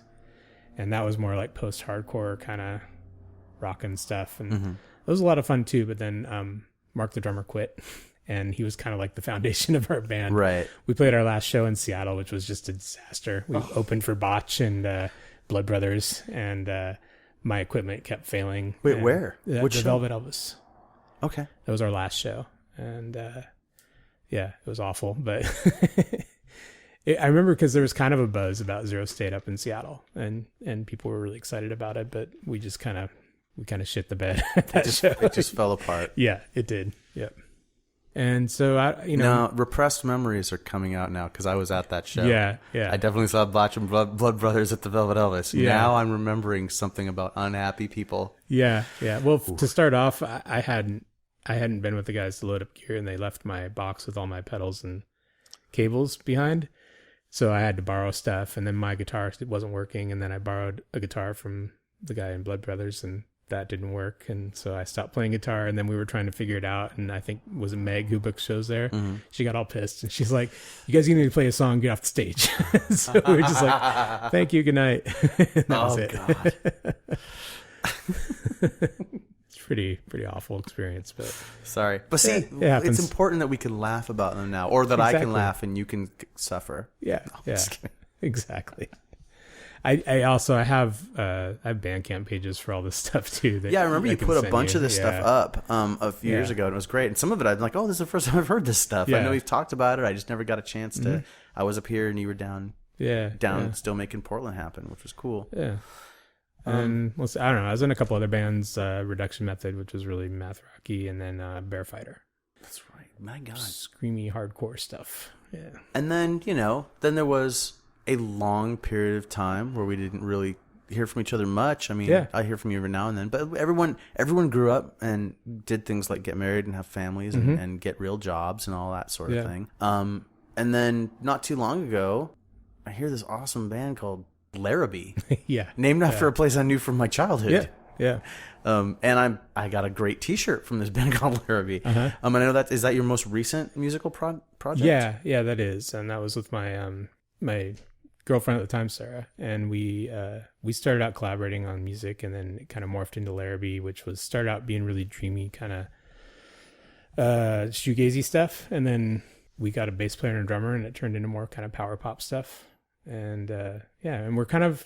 I think the band's kind of fizzled out now. But you don't know for sure. Don't know for sure at this point where it's going to go. But you see this is something I kind of like about where you're at, is that I don't believe for a minute that we basically just did a nearly unbroken string of musical projects from you from the time you're like 15 years old. Yeah.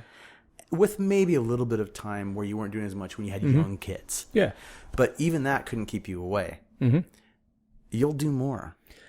I will, and there's instruments all over this house. Yeah, and recording gear and all that. Yeah. I've been trying to kind of snare Bill into doing something. He mentioned it. Yeah, it's in your blood. It's in his. Do it. Yeah, and I'm actually, now that I've got more free time, I'm hoping to get a band going together, but I'm taking my time and figure something out. So I almost wish I had a record label. Me too. Yeah. What's other stuff would you like people to know before we call this a day and I make the long trek back up the freeway to Seattle? I'm not sure I have much else that I need to be sharing with people, but I do appreciate you thinking of me and taking the time to do this. No, look, it's an important part of the history, man. You play a part in the formation of the Bellingham hardcore scene, which is where a lot of this stuff comes out of. Yeah. Every show that was there, you were the straight edge band in Bellingham, and you connected brotherhood to us. And without that connection to Ron, ultimately, so much stuff doesn't happen because he just like blows the whole thing wide open. Yeah. I know when I asked you to do this, you were like, "Why?" No, because man. No, to me, you are. And if someone didn't find this interesting, well, listen next week. Whatever. Shut up. Yeah. And those, I will say this: those formative years in Bellingham are pretty dear to me, and like they have a lot to do with who I am today, and how I think about the world. And I would say punk rock and playing music all these years has really, like, without that, I probably wouldn't be here, because it saved me in a lot of ways. So punk rock saved me. Yeah. And you still you said almost 44. Yeah. You don't feel that's... I've heard a lot of older dudes kind of pshaw that idea now. Like, it's a little bit... That's a passé old thing. That's the thing you say in your 30s. Yeah. But you still feel it. Yeah, I didn't have anywhere else to fit in. That was like the only place where I really... I think it sounds cliche, but that's like the only place where I really fit in. And I've made many dear friends who I still am in touch with to this day, yourself, and... Thank you.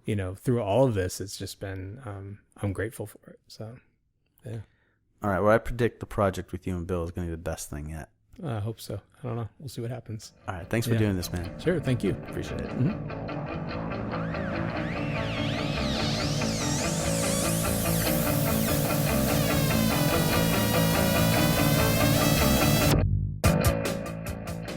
There you are. One more episode in the can. I was really worried about sound quality on this, but when listening back to it, I kind of liked the stuff in the background. I don't know. I dug the cars going by and being able to hear the planes. Hope that wasn't too annoying to people, but it just sounded a lot different than what I get in the studio. And by studio, I mean the room full of junk in my house. It was kind of refreshing. I enjoyed it. So I hope you did too. I hope you enjoyed that little walk down memory lane. A lot of Bellingham background there. As far as corrections go, I do have something. Well, it's not a correction. I mentioned it. Schneider, the character Schneider from TV, and I could not remember the name of the sitcom that had Valerie Bertinelli on it. That show was called One Day at a Time, and it ran for 9 seasons from 1975 to 1984. That's serious. That's a lot of time on TV. I should have remembered it. But all I really remember is that the chick married Eddie Van Halen, and they did a bunch of movies of the week later on like Lifetime channel or something. And that, you know, Schneider had the sleeveless jacket and keys. And at some point, when you started referencing Schneider, people stopped knowing what you were talking about. And that's because the show hasn't been on TV for 30 years. I'm old. Okay, with that, that's basically the last correction. I'm just going to say, please go to the Facebook page for Nobody's Knows. It's facebook.com/nosynobody, and like it. And then follow us on Twitter at @nosynobody. And if you're listening to these episodes on an app, if you're listening to them on just right off iTunes, or if you're, you know, listening to them on some link, you know, on some message board, definitely go to www.nobodysnows.com and check out the page that is associated with each episode. For each episode, I'm putting links, I'm putting pictures, artwork, sometimes incriminating and hilarious stuff from years and years and years of things I have collected. And as I go through it, I find things related to these people I'm talking to, and I put them up, and it can be a lot of fun. So check that stuff out. A lot of times there's some really great photos of them. Sometimes there's some really good photos of their bands, artwork that they did for releases for Excursion, maybe stuff we didn't use. Sometimes just hanging out photos, you know, pictures when we were kids, all kinds of stuff. So check it out. You know, I'm doing all the work to put it up there for a reason. I'd like you to see it. All right. So, yeah, that's it. Till the next episode, thank you all.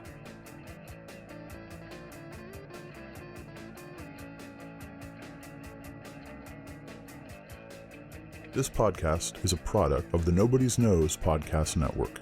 Executive producers David R. Larson and K. Drake Streetman. Music for this episode provided by Polymorph from the record Artifacts, Demos, and Debris.